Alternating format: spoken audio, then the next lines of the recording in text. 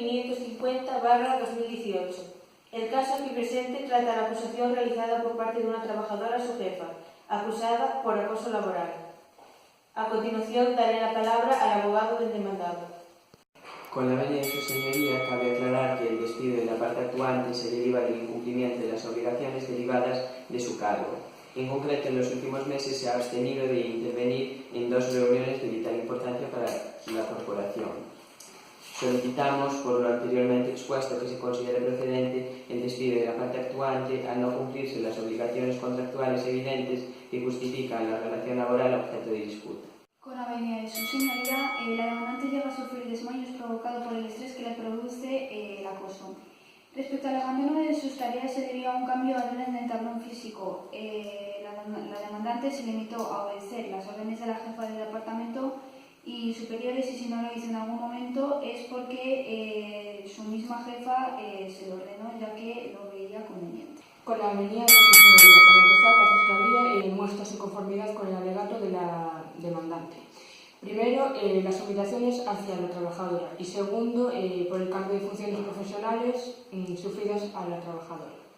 Señoría, ¿le consultó usted a la secretaria los detalles de las reuniones a las que no acudió? Sí, para consultar el horario del día siguiente de la reunión de los japoneses. No hay más preguntas, señoría.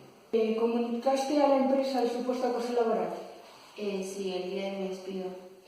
¿Y planteaste algún momento después del acoso abandonar el trabajo de forma definitiva? Yo no. No hay más preguntas, señoría.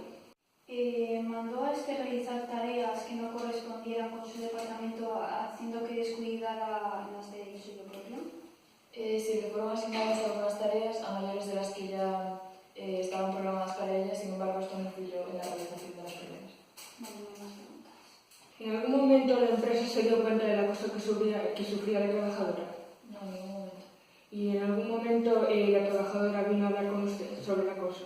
Tampoco, no tuvimos conocimiento del acoso. No hay más preguntas, señoría. Queda visto para sentencia. El acoso laboral es, y cito, el trato hostil o vejatorio al que es sometida una persona en el ámbito laboral.